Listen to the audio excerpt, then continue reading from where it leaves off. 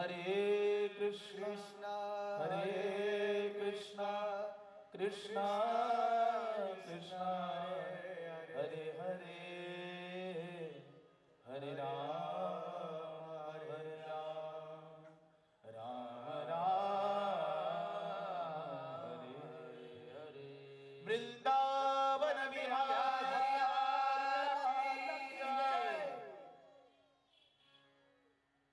सुखदेवजींनी सुंदर प्रकारे परीक्षित महाराजांना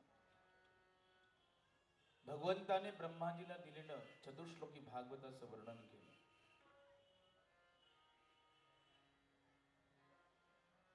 मृत्यूच्या भयापासून मुक्त होण्यासाठी मार्ग सांगितला. एकमेव मार्ग आहे भगवंताच्या चरणांची निष्काम भक्ती. भगवंताच्या चरण कमलांची जी शरणागती आहे तोच एक मार्ग आहे मृत्यूच्या भयापासून मुक्त होण्याचा. हे प्रभू परमात्मा कुणावर प्रसन्न होत असतील,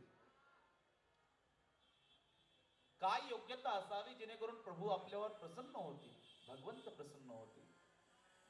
व्याधस्य चरणं ध्रुवस्य च वयो विद्या गजेन्द्रस्य का जातिर्विदुर्यस्य यादवपते रुग्रस्य किं पौरुषम्.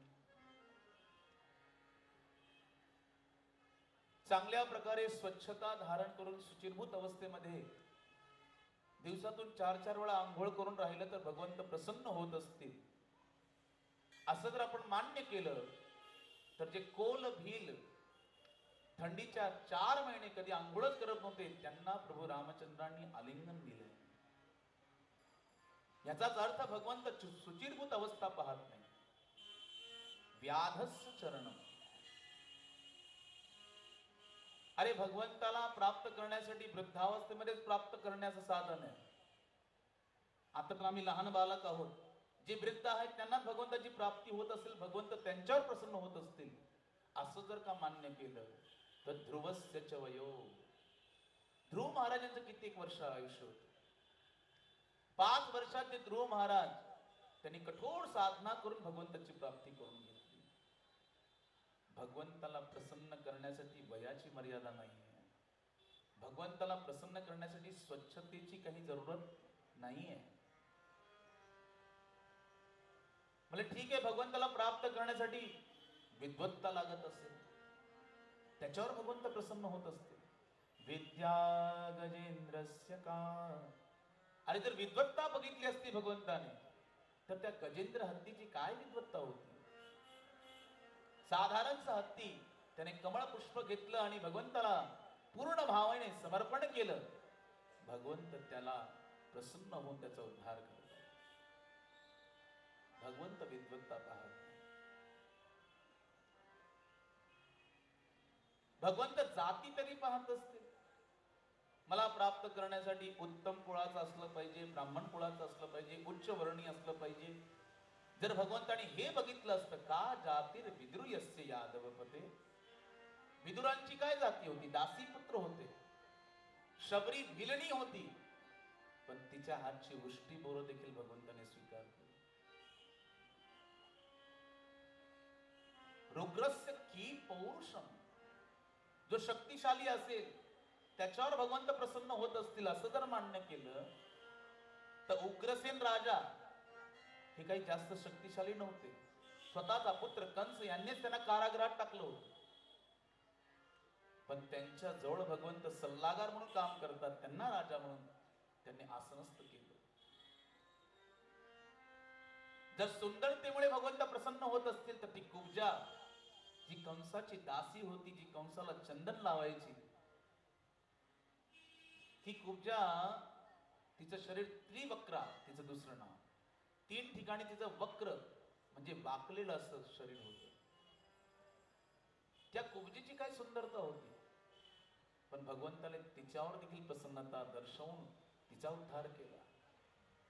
भगवंत सुंदरता पाहत नाही, मग भगवंत धन असेल की नाही हे तरी पाहतात की नाही.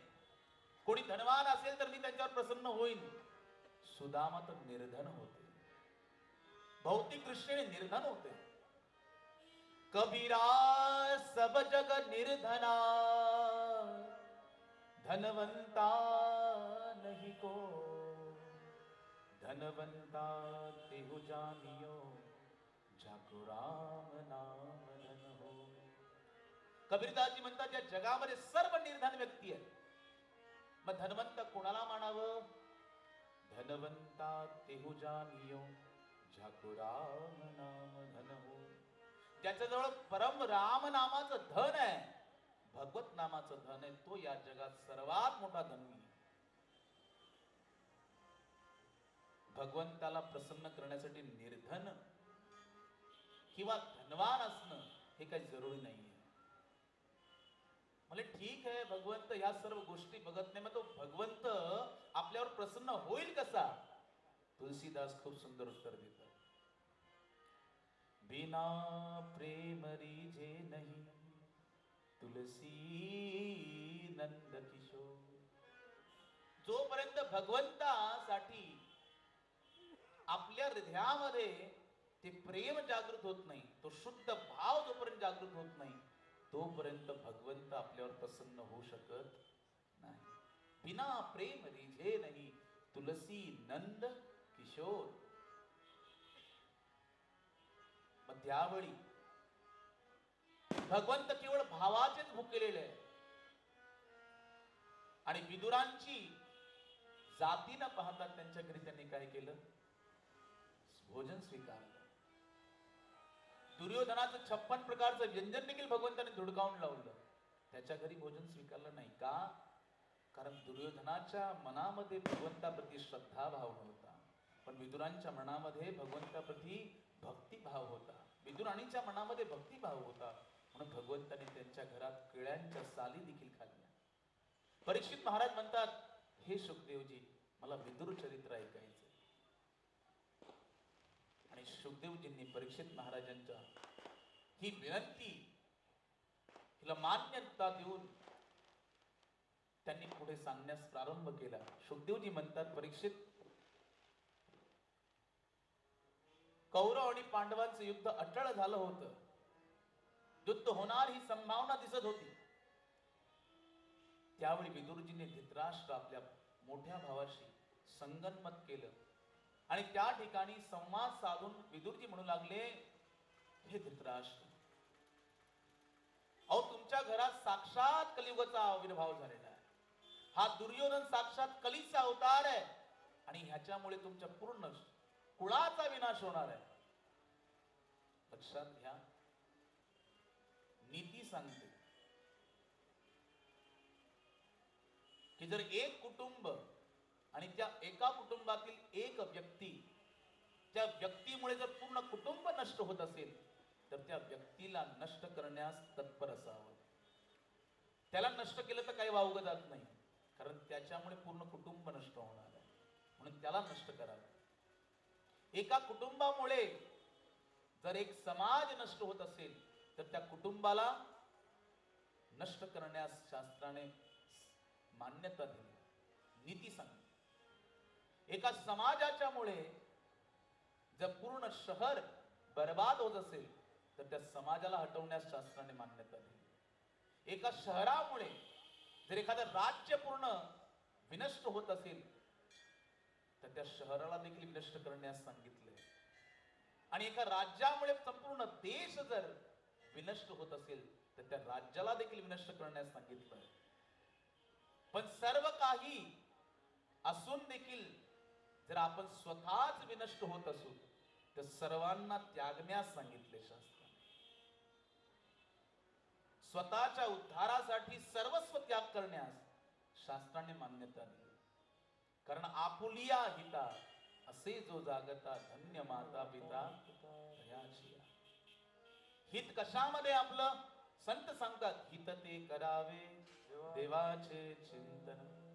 भगवंताच्या चिंतनामध्ये वास्तविक हित आहे मनुष्याचं. म्हणून विदुरजी सांगतात की तुमच्या घरात साक्षात कली आहे, त्याच्यामुळे तुमच्या कुळाचा विनाश होणार आहे, मोहग्रस्त होऊ नका.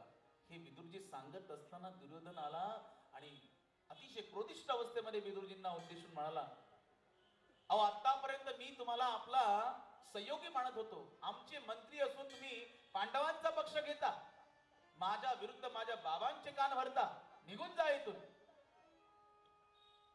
विदुरजी म्हणाले, दुर्योधना तू काय मला बाहेर काढतोस, मी स्वतःहूनच निघून जातो. आणि त्या ठिकाणी विदुरजी जात असताना त्यांनी द्वारावरती धनुष्यबाण देखील सोडलं. का सोडलं?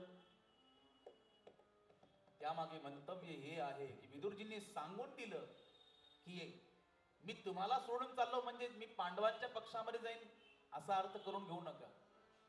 धनुष्यबाण सोडून चाललो याचाच अर्थ मी कोणत्याही पक्षाबद्दल माझं काहीही सहायता राहणार नाही. मी निष्पक्ष होऊन भगवंताच्या भजनामध्ये निरंतर रममान राहीन. आणि विदुरजी तीर्थयात्रा भ्रमण करू लागले. एक दिवस विदुराणी जवळ विदुरजी येतात आणि आल्यानंतर त्या ठिकाणी विदुराणीला म्हणतात की आज हस्तिनापूर नगरी पूर्ण नव्या नवरीसारखी सजली आहे. कारण एकच आहे, कारण प्रभू द्वारिकाधीश आज या हस्तिनापूर नगरीमध्ये येणार आहे. सर्व त्यांचं स्वागत करण्यासाठी येणारे सर्वांना दर्शन प्राप्त होईल. आपणही दर्शन करण्यास जाऊ. विदुरजी मंत्रिपदावर नाहीत बरं का. आणि त्यावेळी जेव्हा विदुराणी समेत ते जातात, भगवंताचा हस्तिनापुरामध्ये प्रवेश होतो. सर्वत्र हजारो हस्तिनापुरवासी त्यांची आरती करतात, फुलांचा वर्षाव करतात. पण भगवंताची नजर आज विदुरजींना शोधते आणि विदुरजींच्या नजरेला जेव्हा भगवंताची नजर भिडते की नाही, त्यावेळी विदुरांच्या मनातील मयूर नाचू लागतो. भगवंत इशाराने सांगतात, विदुरजी मी तुमच्यावर कृपा करण्यासाठीच आलोय. आणि जेव्हा हस्तिनापुरातून प्रवेश करत स्वागत समारंभ पूर्ण होतो, भगवंत आसनस्थ होतात, त्यावेळी दुर्योधन प्रश्न करतो, भगवंता हे द्वारिकाधीश तुमचं येण्याचं प्रयोजन काय? भगवंत म्हणतात, दुर्योधना पांडव हे तुझे भाऊ आहे. म्हणले हो. तुझ्या काकांचे सुपुत्र आहेत. म्हणले हो. त्या नात्याने अर्ध्या राज्याचे अधिकारी आहेत. म्हणले नाही. म्हणले दुर्योधना तू अर्ध राज्य देऊ नकोस, 5 गाव तरी दे, मी 5 गावांमध्येच पांडवांना संतुष्ट करेन. त्यावेळी दुर्योधन एकदम तडकन उठतो आणि क्रोधाने भरून भगवंताला उद्देशून म्हणतो की भगवंता हे द्वारिकाधीश,